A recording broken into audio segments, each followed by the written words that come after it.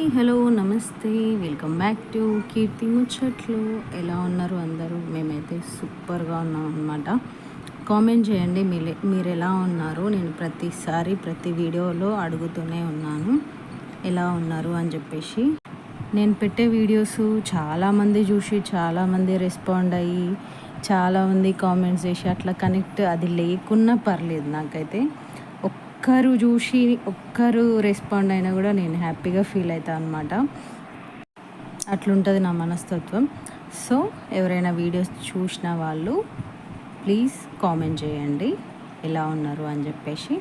ఈ వీడియో వచ్చేసి వడి బియ్యం అన్నమాట. మా మేనత్త బిడ్డకు వడి బియ్యం పోస్తున్నాము.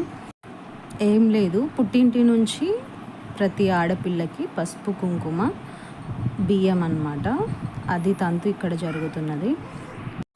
ఇది ప్రతి ఇంట్లో ప్రతి ఆడపిల్లకు జరిగే తంతే అండి. ఇది ఏ ఆడపిల్ల అయినా పుట్టింటి నుంచి ఇంత పసుపు కుంకుమనే కదా ఆశించేది. అంతకుమించి ఆమెకు కూడా ఏం కావాలి? పుట్టింటి వాళ్ళు హ్యాపీగా ఉంటే తను కూడా హ్యాపీగా ఫీల్ అవుతుంది కదా.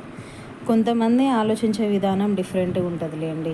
ఈ సాంప్రదాయం విలువ తెలిసి అసలు అది పద్ధతి ఏంటి అన్న వాళ్ళు అది నిలుపుకుంటారు. కొందరేమో పొగరుగా బిహేవ్ చేసి అవి వదులుకుంటారు అనమాట. రెండు రకాలు ఉంటారు, అందరినీ కన్సిడర్ చేయలేం కదా మనం. అట్లా వీడియో చూసే వాళ్ళు కూడా మీ ఇంట్లో ఆడపిల్లలు ఉన్నారా, మీరు బియ్యం పోసే సాంప్రదాయం ఉందా లేదా ఏంటి అనేది కామెంట్ చేయండి.